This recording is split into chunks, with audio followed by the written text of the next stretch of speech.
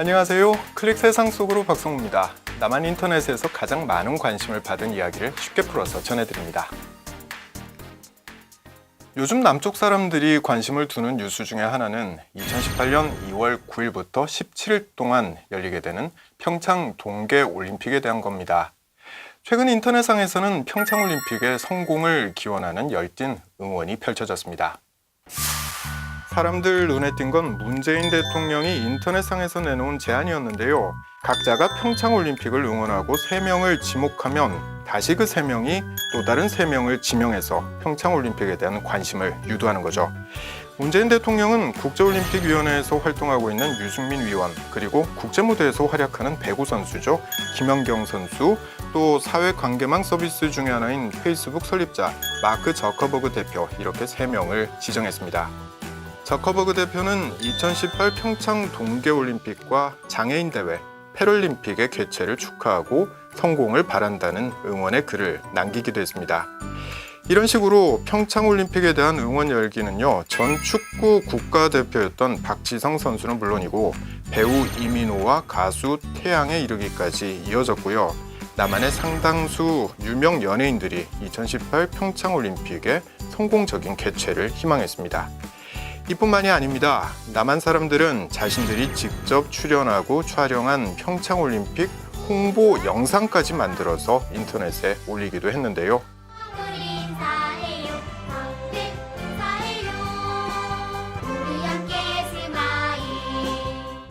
이렇게 많은 관심을 받는 이유는 평창올림픽이 한국에서 열리는 최초의 동계올림픽이기 때문입니다. 사실 평창올림픽을 개최하기까지의 과정은 험난했습니다. 2010년엔 캐나다 밴쿠버에 밀렸고 2014년에는 러시아 소치의 개최지를 내줘야 했습니다. 2011년 7월 결국엔 3번의 도전 끝에 독일 뮌헨과 프랑스 안시를 따돌리고 평창이 동계올림픽 유치에 성공한 거죠. 평창. 각국에서 6,500여 명의 선수단이 참가해 15개 세부 종목에서 102개 금메달을 놓고 열전을 벌일 세계인의 축제. 성공적인 개최를 위해서 남한 사람 모두는 열심히 뛰고 있습니다. 2017년 9월 문재인 대통령은 UN 총회 참석을 위해 미국을 방문했는데요. 해외 정상들에게 평창올림픽을 상징하는 동물이죠. 백호 수호랑과 반달가슴곰인 반다비를 선물로 주는 거 빼놓지 않았습니다.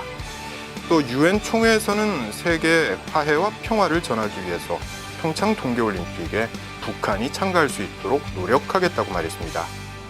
남북이 함께 한다면 세계에 화해와 평화의 메시지를 전하는 좋은 계기가 될 것입니다. 그러던 중에 반가운 소식이 들려왔죠. 지난 9월 29일 국제빙상경기연맹이 독일에서 주최한 대회에서 북한의 피겨 페어 부분에 염대옥, 김주식 조가 자신들의 최고점을 세우면서 종합 6위에 올라 올림픽 출전권을 따낸 겁니다. 8년 만에 획득한 성과인데요. 이로 인해서 북한의 평창올림픽 참가 가능성 역시 높아진 것 아니냐는 반응이 많습니다.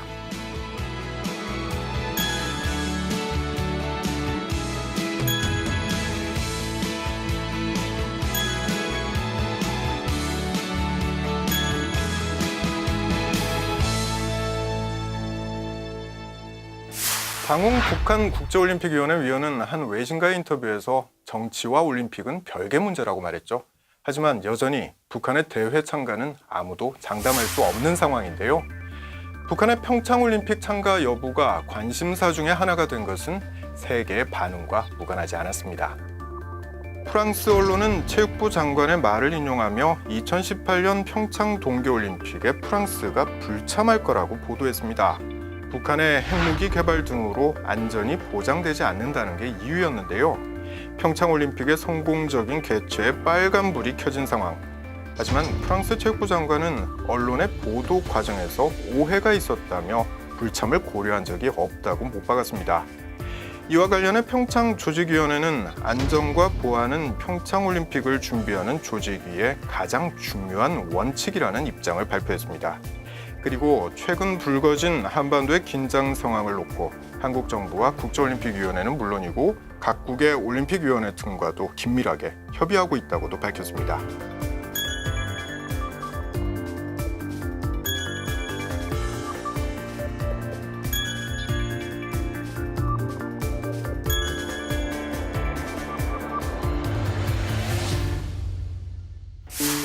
스포츠 외교라는 말이 있습니다. 나라 간의 갈등을 겪고 있을 때 스포츠로 관계를 개선했던 수많은 사례들 역시 있습니다. 평창올림픽을 응원하는 남한 사람들의 마음속에는 2018년 평창 동계올림픽이 한반도 긴장 완화의 계기가 됐으면 이런 바람이 담겨 있을 겁니다.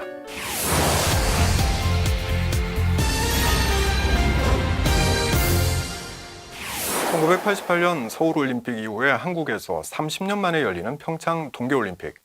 올림픽 같은 굵직한 국제대회가 열리는 때면 빠지지 않고 등장하는 논란이 있습니다. 북한에서는 단고기로 불리는 개고기에 대한 건데요.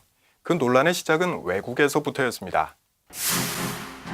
서울올림픽 준비가 한창이던 1980년대 초중반, 해외 동물 보호 단체들이 개 식용 행태가 없어지지 않을 경우 올림픽 불참 운동을 할 거라고 으름장을 놓았던 거죠.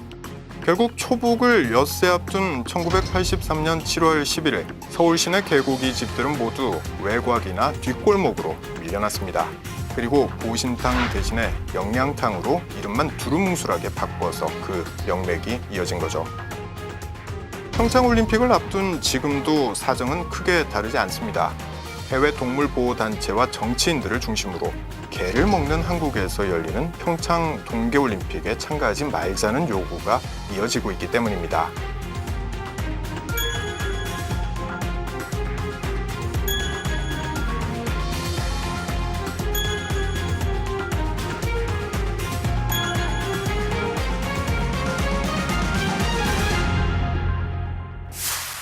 사실 개고기에 대한 논쟁이 커진 이유는 개를 바라보는 사람들의 인식이 달라진 데 있습니다. 남한에서는 집에서 키우는 개를 반려동물이라고 부르는데요.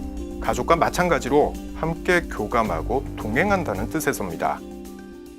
반려동물을 키우는 인구만도 1,000만 명, 남한 인구가 5천만 명 정도 되니까 5집에 한 집은 반려동물을 키우고 있는 거죠.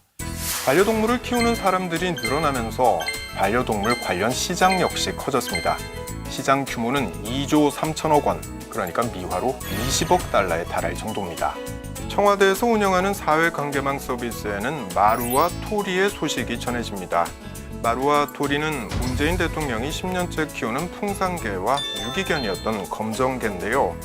해당 글에는 순식간에 3만여 개의 좋아요가 달리는 등 뜨거운 반응을 얻습니다. 이처럼 개를 직접 키우거나 개를 좋아하는 사람들이 늘어나다 보니 굳이 개고기를 먹어야 하느냐, 이런 여론이 점점 커지고 있는 거죠. 또한 동물보호협회에서는 개 사육 환경의 문제점을 지적하고 있습니다. 좁은 우리에 가둬서 키운 뒤에 전기 충격기로 잔인하게 죽이는 행태가 너무 비인간적이라는 거죠. 이런 가운데 식용견 사육업체들도 거리로 나섰습니다. 개고기에 대한 비판 수위가 자신들의 생업에 영향을 주는 수준까지 도달했다는 건데요. 이들은 150만여 명의 생업이 달렸다며 동물보호단체 등과 갈등이 생기지 않도록 개를 축산물위생관리법상의 가축으로 올려달라고 주장했습니다. 남한에서 개는 축산법에 의해 가축에 포함되어 있지만 도축 관련 사항을 규율하는 축산물위생관리법에는 포함되어 있지 않습니다. 그래서 개를 도축하고 개고기를 유통하는 행위는 합법도 불법도 아닌 미묘한 상황에 처해 있는 거죠. 개를 먹어도 된다는 사람 중 상당수는 이걸 고유한 문화라고 주장합니다. 그렇기 때문에 누구도 간섭하지 말아야 한다고 생각하죠.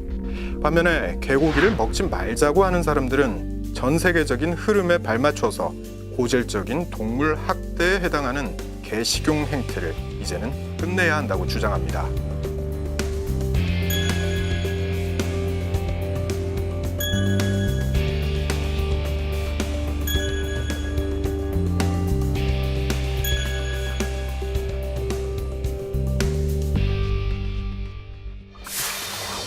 남한 사람들 2,133명을 대상으로 조사한 결과 10명 중에 4명이 1년에 한 번 이상 개고기를 먹는 것으로 나타났습니다. 또한 개 식용은 전통적 문화로 지속돼야 한다 이런 의견이 가장 많았지만 찬성, 반대, 중립 여론이 대체적으로 비등비등하게 나타났습니다. 때문에 개고기를 먹자 또는 먹지 말자 이렇게 둘 중에 하나로 결론을 내리기가 쉽지 않은 거죠. 정부도 그동안 중립적인 입장을 고수해 왔는데요. 이게 바로 남한 사회에서 개고기를 둘러싼 해묵은 갈등과 논쟁이 여전히 반복되는 배경이기도 합니다. 법적인 잣대에서 개고기 식용 문제는 합법도 아니고 불법도 아닌 무법입니다. 개고기 도축과 유통 그리고 판매 모두 법망에서 벗어나 있는 겁니다. 팽팽한 의견 대립으로 풀지 못하고 묻어뒀던 개고기 식용 문제. 지금이야말로 풀어야 할 때가 아닐까요? 지금까지 박승우였습니다. 다음 시간에 다시 뵙겠습니다.